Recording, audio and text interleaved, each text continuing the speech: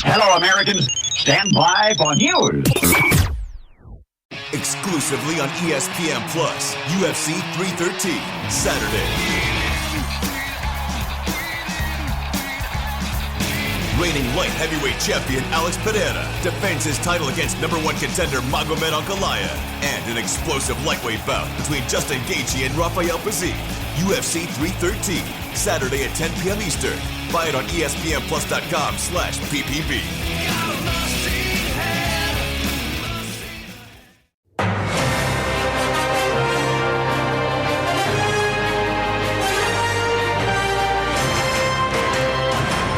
Spanning the globe to bring you the latest in classic rock news and comment. It's the Classic Guitar Rock Daily Update with your host, Jeremy Lunnan.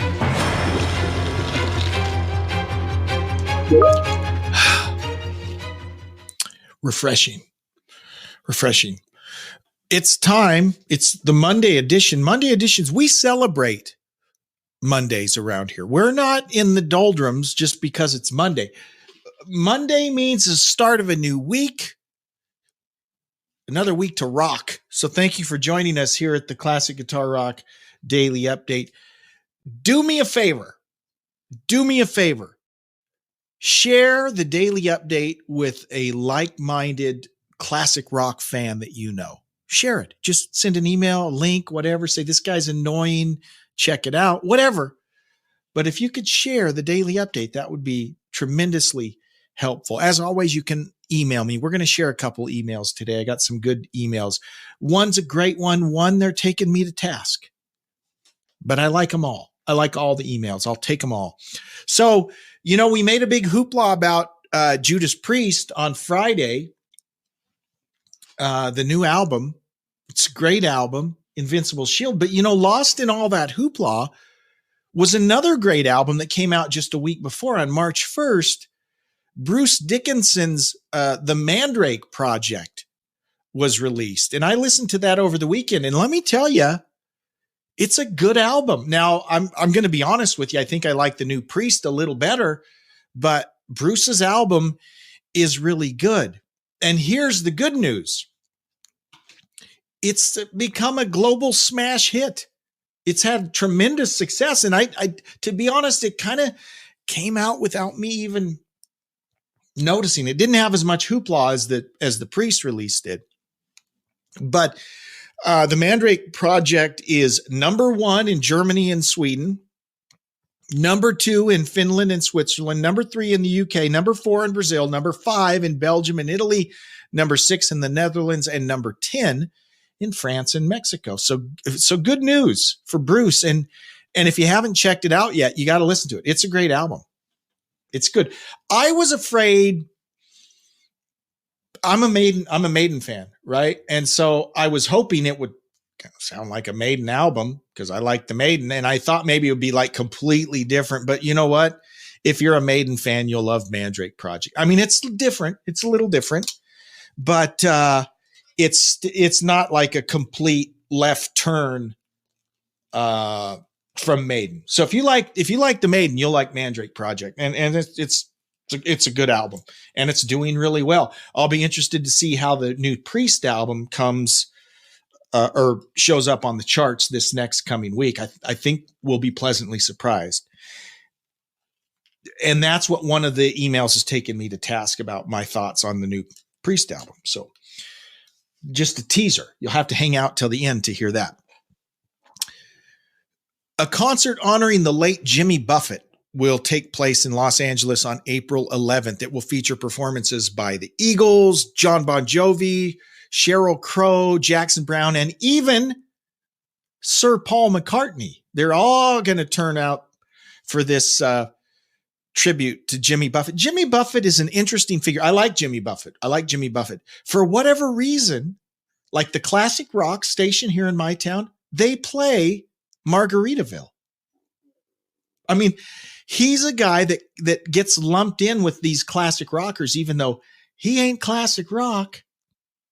He's squarely a country artist in my mind. No, nothing wrong with that. But it's just interesting that he's kind of lumped in, kind of like Elton John. if you really listen to Elton, and he's got a few rockers, not many. Billy Joel's kind of in the same, and I love all these guys, by the way. This is not a diss. It's just interesting how some artists have the classic rock cred, even though their music is not classic rock at all. It's just a fascinating thing. This Jimmy Buffett tribute is called Keep the Party Going, a tribute to Jimmy Buffett. And it's got all the artists that we mentioned, including a lot of country artists and other type of artists, Eric Church, Brandi Carlile, Jack Johnson, Pitbull, Jake Owen, Kenny Chesney. Kenny Chesney, that guy. Don't get me going on Kenny Chesney. Perhaps he's the Green Day of country music, right? Just luckiest guy in the world. I hope he enjoys it. I'm going to get in trouble now from the Kenny Chesney. I just don't get it. I don't get that guy. I don't get it. But a number of the artists on the bill have actually worked with Jimmy Buffett, including the Eagles and Paul McCartney. Buffett's band, his Coral Reefer Band, opened for the Eagles in 1975, which he said was very inspiring. He says, quote, "I was introduced to the band in the dressing room of the LA Coliseum. I don't remember how I got on the bill, but I was just excited to be there. It didn't matter that nobody had paid to see us or that they misspelled my name on the marquee. I sat there with all the members of the Coral Reef Band in awe. And when it was over, we strolled back through the empty arena towards our dressing room. And I said, that is the kind of band we want to become." Those are the remarks he made as they were inducting the Eagles in the Rock and Roll Hall of Fame. And Paul McCartney actually was on Jimmy Buffett's final album. I love the title of his final album, Equal Strain on All Parts. And Paul McCartney said he had a most amazing lust for and a beautiful sense of humor. When we swapped tales about the past, his were so exotic and lush and involved sailing trips and surfing and so many exciting stories that it was hard for me to keep up with him. Right up to the last minute, his eyes still twinkled with a humor that said, "I love this world and I'm going to enjoy every minute of it." So many of us will miss Jimmy and his tremendous personality, his love for us all and for mankind as a whole. What a great tribute from Paul McCartney. Paul McCartney's just a class act. He is. Now, this will be interesting. Sting of the Police, not the pro wrestler Sting, that's a different Sting. Sting of the Police has announced the Sting 3.0 tour, which will put him on the road in North America. And here's what's interesting, touring as a three-piece. We've seen that before. But he's doing it not with, Stewart and Andy. He's doing it as a three-piece with his longtime guitarist, Dominic Miller. By the way, great episode of Rick Beato where he interviews. There's one where he interviews Dominic Miller and then one where he interviews both Sting and Dominic Miller, if I'm remembering right. Dominic Miller, super talented guy. And then drummer Chris Moz will be along too. So as a three-piece, that will be interesting. I wonder how much Police stuff they'll do with that lineup. Maybe a bunch, maybe not much at all. But tickets go on sale this Friday if you'd like to do that. Sting 3.0, they're doing lots of dates in the U.S. They're even opening for Billy Joel on a few dates. And then they'll be doing a European tour as well. Okay, so more Rock and Roll Hall of Fame, what we refer to as the steaming pile of poop news. And this is not new. This comes from the No Duh file. Let's share it. Our friends at, which site is this? Which one was this? Ultimate. Okay. Our friends at Ultimate Classic Rock, they did the same thing about Sinead O'Connor, which was silly. But they posted another article, the 5 reasons foreigners should be in the Rock and Roll Hall of Fame. Well, if you got to justify them being in it, you're already dead in the water, right? They've been eligible since 2003. They should have gone in then. And so, 21 years too late. Looks like they're going to go in, which is great. If they don't go in, then I don't know what else we could say to explain the stupidity that is the Rock and Roll Hall of Fame, other than Styx still isn't in, Kansas isn't in, Boston isn't in, REO Speedwagon isn't in, Grand Funk isn't in, Bad Company isn't. Okay. See what I've got to calm down. So yeah, you don't need to post an article, classic or whatever you're called, Ultimate Classic Rock. You don't have to post an article justifying why Foreigner should be in there. Okay, I think anyone with half a brain knows they should have been in there 20 years ago.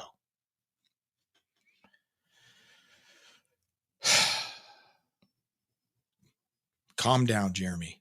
Just calm down. Calm down. Bring it down. Let me sip from the cauldron. Cauldron? It's not a chalice. The chalice of the gas station soda pop.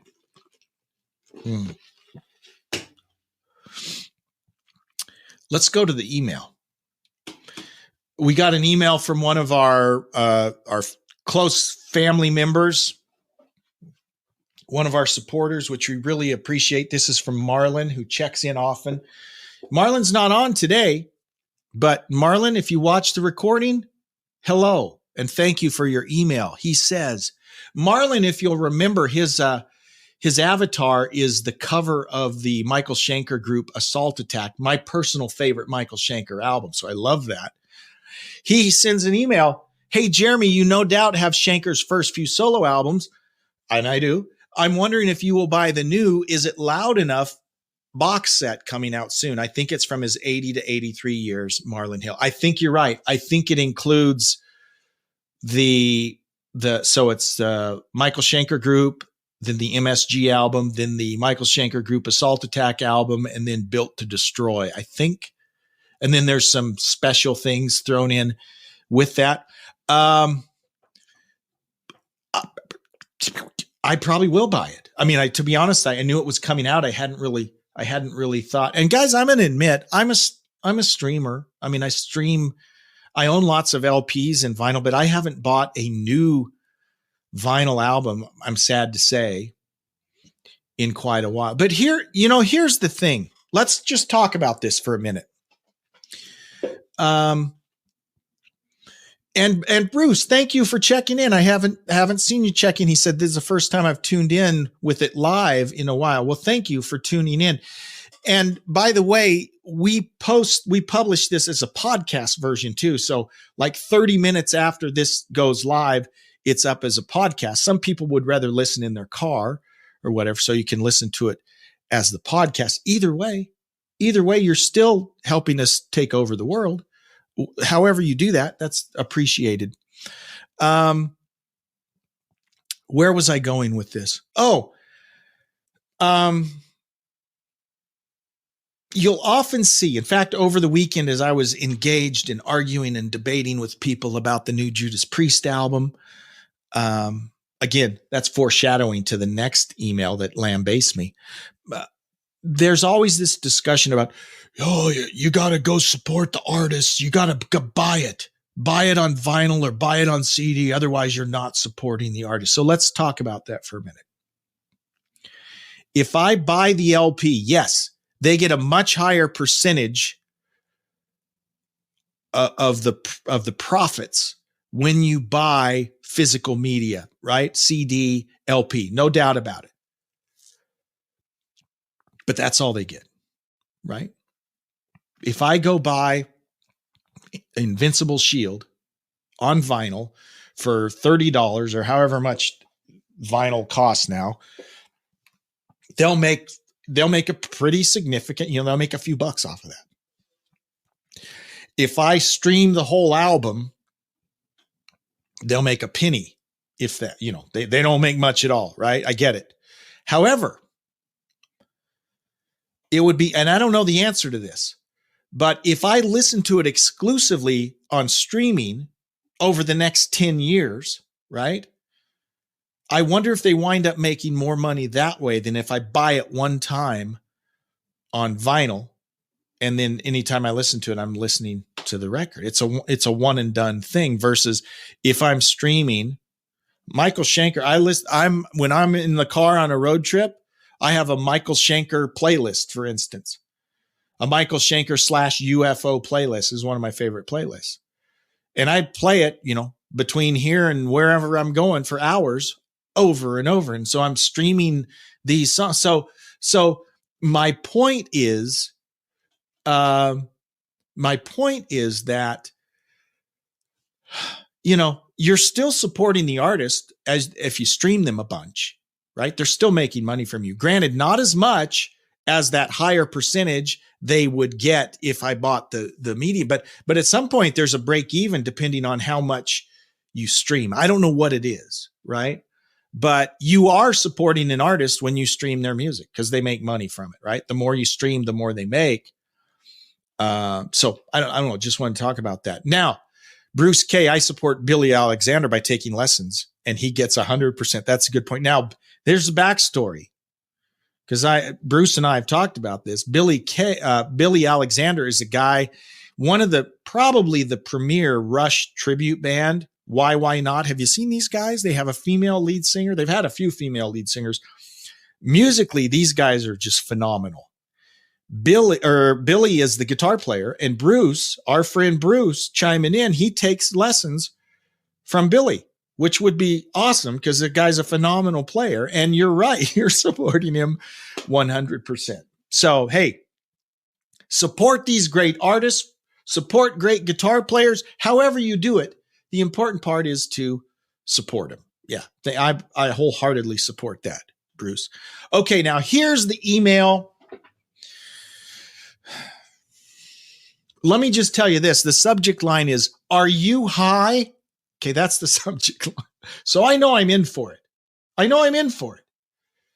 Here's the email. This is from Justin. Justin emailed me at classicguitarrock@mail.com. You can do the same thing. Even these type of emails, and I'll read them. He says, are you high? Dude, did I hear you correctly when you said Invincible Shield is better than Defenders of the Faith? That's just crazy talk. Defenders is probably the Priest's best album. I was shocked. But he finishes it. He throws me a bone at the end. He says, but we can still be friends, I guess. LOL. That's from Justin Myers. Justin, thank you for the email. I won't take it back. I'm not going to take it back. I said, and I'll be honest, music is subjective, right? There's not a music factometer that we can put, but I have literally, and I'm going to, I'll admit, guys, I'm a fan of debate. Okay. I'm a fan of the exchange of ideas, even differing opinions. And all weekend, I've been going head to head with fellow Judas Priest fans about the merit or demerit of the new Invincible Shield album. I'm a big fan. Okay. I think in one, bloviating post I put up on Facebook, I listed in order all 19 Judas Priest albums. And yes, I did have Invisible Shield ahead of Defenders. I did. And I think on Friday, I even said that I think I like it better than Defenders. Justin posits that Defenders of the Faith is their best album. And he's welcome to that opinion. That's all we got is opinions, guys. It's all we've got. And guess what? Here's the dirty little secret. Even the experts that you listen to, be it in music, sports, politics, the experts, all they have is their opinion. That's all it is. Okay? It's all it is. It's all opinion. And I had Defenders, I think, at number 6 or 7. I can't remember. And I think I had Invincible Shield right before Defenders. So in front of Defenders, I had British Steel, Screaming for Vengeance, Hellbent for Leather. And here's a controversial one. Point of Entry. Point of Entry doesn't get much love. If you look any list, so classic or Ultimate Classic Rock, for instance, had a list. They ranked Judas Priest albums, and they had Point of Entry like third from the bottom, which they're the ones smoking crack, right? Point of Entry is a phenomenal album. I would definitely put it way ahead of Defenders. Now I'm all fired up. But I do like the new album. I do like Invincible Shield that much. I ranked it ahead, I think just by one, of Defenders. Now, realistically, when the newness wears off and I go back to listening, Judas Priest is in its normal rotation, that could change. I mean, I could, Defenders might bump up a little further, but I've said it before that to me, Defenders was the last really good Priest album until Invincible Shield, because I think that's a really good album. I have had people wanting to fight me in the parking lot all weekend because I ranked Painkiller like number 11 of the Priest. Sorry, Painkiller just ain't that good, guys. It ain't. Sorry. Now people will really want to fight me in the parking lot. So I think I had Defenders at 6 or 7. I had Painkiller down at like 11. I like Firepower better than Painkiller. I just, it is what it is. But all we have is our opinions. Okay. The important thing in terms of Judas Priest is we're all Priest fans. These people I've been arguing with all weekend, we're all Priest fans. And it is funny. This is part of the fun of debate. And I'm the worst at this. I'll spout it out like it's fact, as all good debaters do, right? But it's not fact. It's all subjective. It's all opinion. That's all we got. That's all any of us got. If you can express that opinion with confidence and with passion, more power to you. That's awesome. That's what makes it fun. And I love debating about music. So what I don't like is when it gets all mean-spirited, and I don't like that. It's all opinions, right? But that's why I appreciate Justin. He thinks I'm high. He's shocked. He's stunned. But in the end, he says, but we can still be friends. And that's the key, right? It's all subjective. We want to focus on what keeps us together. Right? We don't want to fight about things that we love, especially if we're Priest fans, we're classic rock fans. Yeah, we can debate, we can argue, but let's keep it fun. That's what I'm talking about. Kumbaya. Nice. Okay, guys, thank you so much. Let's see. Bruce chimes in with one last thing here. He says, Rush sells beer and amplifiers for revenue. Yes, they do. And books. Yes, they surely do. Guys, thank you so much for tuning in. I appreciate it. Shoot me an email, classicguitarrock@mail.com, and we'll do it all again tomorrow on the Classic Guitar Rock Daily Update. Live long and prosper. Bye-bye. What you just said is one of the most insanely idiotic things I have ever heard. Thanks for listening. You can email Jeremy at classicguitarrock@mail.com. Everyone in this room is now dumber for having listened to it. Tune in each weekday for the Classic Guitar Rock Daily Update.